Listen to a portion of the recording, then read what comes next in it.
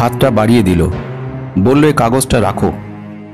তখনও বুঝিনি এই কাগজটাই আমার জীবনের সব হিসেব উল্টে দেবে। আমি শুধু একটা চাকরি খুঁজছিলাম, কিন্তু ভাগ্য আমাকে পাঠিয়েছিল কিছু অন্যরকম হয়ে উঠতে। 2010 সাল, কলেজ পাশ করে বেরিয়েছি। আমি বরাবরই ভালো ছেলে ছিলাম। জয়েন্ট এন্ট্রান্সে ভালো রেজাল্ট করে কলকাতার নামী কলেজে ভর্তি হয়েছিলাম, কম্পিউটার ইঞ্জিনিয়ারিং। স্বপ্ন ছিল একটা টিসিএস, উইপ্রো, ইনফোসিসের চাকরি, প্রচুর টাকা, ফরেন ট্রিপ। কিন্তু স্বপ্ন ভাঙল তখনই যখন আমাদের কলেজে একটাও কোম্পানি এলো না। পুরো ব্যাচে মাত্র 5 জন চাকরি পেল, আমি ছিলাম না তাদের মধ্যে। হাতে বায়োডাটা নিয়ে ঘুরেছি সল্টলেকের বিল্ডিং থেকে বিল্ডিংয়ে, টেকনোপলিস, গ্লোবসিন, ইনফিনিটি টাওয়ার, রেশমি বিল্ডিং, গোদরেজ, ওয়াটার সাইট। কোথাও কাজ পেলাম না, শুধু বায়োডাটা জমা দিতাম, তারপরে আর কোনো উত্তর নেই। Naukri.com, monster.com প্রতিদিন অ্যাপ্লাই করতাম। কাকে যেন বলেছিলাম, স্যার একবার দেখা করুন না। ইন্টারভিউ দেওয়ার পরে ফোন করতাম, স্যার আমারটা কি হয়েছে? সহজ সরলভাবে বলতে পারতো না যে না হয়নি, তুমি পারোনি, খালি বলতো পরের বারে দেখুন, হতে পারে।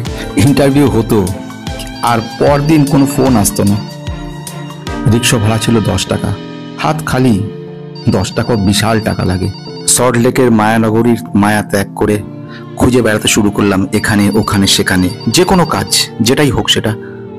তারপর খুঁজতে খুঁজতে জগবন্ধু মিত্র স্ট্রিটের গলির কোনায় একটা ছোট্ট দোকান খুঁজে পেলাম। সেখানেও কম্পিউটারের কাজ হয়, প্রোগ্রামিং। আমাকে ডাকলো, ডেকে কথা বললো আমার সঙ্গে। ইন্টারভিউতে জানেন খুব সুন্দর দিলাম, প্রতিটা কোশ্চেনের উত্তর বললাম, এমনকি প্র্যাকটিক্যাল দেখিয়ে দিলাম প্রোগ্রামিং করে কিছু। ওরা খুব খুশি, খুব আনন্দিত হলো, হ্যান্ডশেক করলো, বললো কত মাইনে চাই, সমস্ত কিছু। এত কথা হয়ে গেল। সে কথাগুলো যখন শেষ হয়ে আনন্দের সঙ্গে কবে জয়েন করব সেটা বলে ফিরলাম, তারপরে আর কোনো উত্তর নেই, কোনো উত্তরই নেই তার। অবাক হয়ে গেলাম। আমি ফোন করলাম যে পরের দিন, স্যার আমি তাহলে কবে থেকে আসছি? কিছু বুঝতে পারলাম না, বললো পরে জানিয়ে দেবো। তখনই বুঝতে পারলাম যে এটাও হলো না। সরকারি চাকরির দিকে যে চেষ্টা করিনি তা না, কিন্তু কিছুটা পরেই বুঝতে পারলাম সরকারি চাকরি আমার জন্য নয়, কারণ কোনো পরীক্ষাতেই পাশ করতে পারিনি। তারপরে হয়ে চলল এক অন্ধকার অধ্যায়ের শুরু। একটার পর একটা, একটার পরে জায়গা, শেষে হতাশা চারিদিক গ্রাস করে গেল। ঠিক এইভাবে দুটো বছর কেটে গেল। বাবা রিটায়ার করে গেছে ততদিনে, সামান্য মাইনে ছিল, পুঁজি বলতে শুধু মাথা গোজার ঠাঁইটা ছিল। 2 ভাই, তাদের পড়াশোনার খরচ। মা অসুস্থ হয়ে পড়লেন এর মধ্যে, কিভাবে চলবে? সবকিছু মাথায় নিয়ে ঝড় জল বৃষ্টি নিয়ে ঘুরে বেড়াতে লাগলাম, কি করা যায়, কি করা যায়, কোথায় কি করা যায়। এরকমই সময়ে একদিন একটা ভুল কোম্পানিতে এসে ঢুকলাম। আসলে ব্যাপারটা কি আপনাদেরকে না বললে ঠিক বুঝতে পারবেন না। ভুল কোম্পানি বলে বলছি যেটা, সেটা একটা ছোট কোম্পানি। আসলে সল্টলেক সেক্টর 1-এ কোম্পানিটা ছিল, কিন্তু কোম্পানিটার ইন্টারভিউ হওয়ার পরে আমি সিলেকশন হলাম সেখানে। এবং আমাকে সিলেকশন সময় একটা অদ্ভুত ব্যাপার ঘটলো। আমাকে বললো পোস্টিং এখানে নয়, পোস্টিংটা অনেক দূরে ছিল, আমা স্ট্রিটের ভিতরের দিকে, ছোট্ট ছোট্ট কোম্পানিতে। পুরো মনটা দমে গেল সেই কোম্পানিটায় ঢোকার সময়, কারণ সেখানে অদ্ভুত বস ছিল, ভাঙাচোরা অফিসটা ছিল, ধুলো ঢাকা কম্পিউটার, 3টে মাত্র ডেস্ক, 2 জন লোক বসে রয়েছে। কিরম ভাবে তাকালো আমার দিকে একজন, মনটা কিরম পিছিয়ে গেল ব্যাপারটা দেখে, খুব ছোট লাগছিল। ওখানে বস যিনি আমায় ডেকে বললো, তোমায় বেশি বেতন দিতে পারবো না, মাত্র 10,000 টাকা দিতে পারবো, এর বেশি দেবো না, আর ওর সঙ্গে কিছু কাগজপত্র দেবো তোমাকে, যে কাগজগুলো তোমার কোম্পানির ইকুইটি বলে। হাসি পেয়ে যাচ্ছিল প্রথমে, কিন্তু 10,000 টাকাটা বিশাল টাকা সেই মুহূর্তে আমার কাছে অনেক। অনিমেষ স্যার আর এই প্রীতম দা, ওরা ওই যে যারা বসেছিল কম্পিউটারে কাজ করছিল, ওদের পাশে 3 নাম্বার কম্পিউটারটা ফাঁকা ছিল। বুঝলাম এই হতভাগাকে সেখানেই কাজ করতে হবে। কি করবো, আর উপায় নেই, বসে পড়লাম। কিছুই তখন জানতাম না, কিন্তু থেকে গেলাম, রয়ে গেলাম, কারণ আমার কোনো কাজ ছিল না। সময়টা খারাপ, রিসেশন, ঘরে অভাব, এতগুলো ভাই বোন, বাবা রিটায়ার্ড, মা অসুস্থ। মাইনের মাত্র 10,000 টাকাটা আমার কাছে অনেক।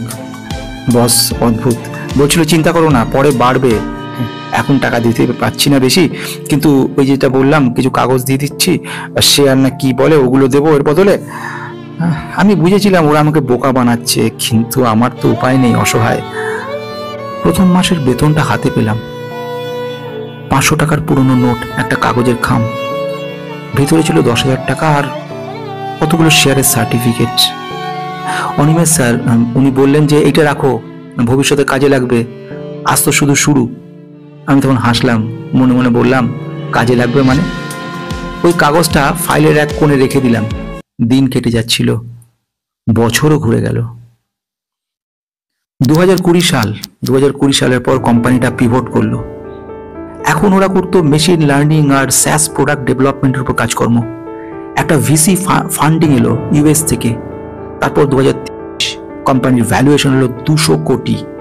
আমার শেয়ার, ওই 500টা শেয়ার, মানে ওই আমি তখন ওই কোম্পানির 1.5% ওনার।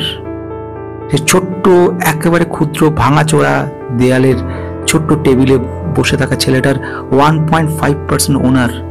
2024 সালে ওরা অ্যাকুইজিশন অফার পেল। একজন অ্যাঞ্জেল ইনভেস্টর ওদের কিনে নিল 250 কোটি দিয়ে। আর আমার ব্যাংক অ্যাকাউন্টে ঢুকলো 3.75 crore। একটা ভুল কোম্পানির জন্য আমি কোটিপতি। যখন সবাই চাকরির দৌড়ে ছিল, আমি একটা ভুল অফিসে ঢুকে পড়েছিলাম। কিন্তু কখনো কখনো ভুল দিকেই থাকছে জীবনের সঠিক মোড়। কাগজটা এখনো আমার কাছে আছে, একটা পুরনো খামে, জীবন বদলে দেওয়া একটা সই। দিন গেল, মাসও চলে গেল, কোম্পানিটা আস্তে আস্তে আরো বড় হতে শুরু করলো। নতুন নতুন ক্লায়েন্ট এলো, ফান্ডিং এলো, নাম হতে শুরু করলো টেক দুনিয়ায়। চেয়ারগুলো পাল্টে গেল, কোম্পানি শর্ট লেগে চলে গেল।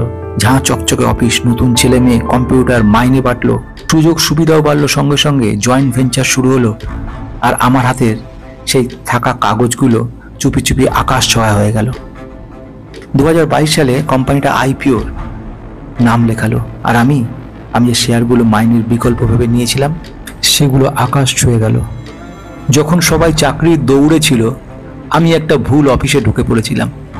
কিন্তু কখনো কখনো ভুল দিকেই থাকছে জীবনের সঠিক মোড়। আজও আমি সেই অফিসেই কাজ করি। একসময় যেখানে আমি কাঁপতে কাঁপতে ঢুকেছিলাম, আজ সেই অফিসেই সবার গর্ব আমি। স্বপ্ন সার্থক হয়েছে, ফরেন ট্রিপ হয়েছে, মায়ের চিকিৎসা হয়েছে, ভাই দুটোর ভবিষ্যৎ করেছি। আজও যখন সেই সাইনবোর্ডটার দিকে তাকাই, মনে পড়ে ওই দেয়ালের পাশেই 23 বছর বয়সের একটা ছেলে দাঁড়িয়েছিল, যার বুকে ভয় ছিল, যার দেয়ালে পিঠ ঠেকে গেছিল, কিন্তু ভাগ্যের পরিহাস ভেঙে বেরিয়ে এসেছে সে। তার নাম পরিশ্রম, তার শক্তি নিজের উপরে বিশ্বাস, আর তার আশা ইন্ডিয়ান ইকোনমি। স্বপ্ন দেখেছিলাম, বিশ্বাস রেখেছিলাম, আর আজ ওই স্বপ্নগুলোর জন্য একটা কাগজের টুকরো আমার জীবন বদলে দিল। ভুল কোম্পানিতে চাকরি করেও জীবন সঠিক দিকে ঘুরে যেতে পারে। এই গল্পটা আমার না হলেও এমন বহু গল্প আছে বাস্তবে। সিলিকন ভ্যালিতে অনেকেই শুরুতে ইসপ মানে এমপ্লয়ি স্টক অপশন নিয়ে এক সময় কোটিপতি হয়ে গেছেন। গুগল কিংবা ফেসবুক, ফ্লিপকার্ট, জোহো এরকম অজস্র জায়গা রয়েছে। তাই প্রথম দিকে কর্মীরা যারা রয়েছে তারা সবাই এরকমই ভাগ্যবান হয়েছে।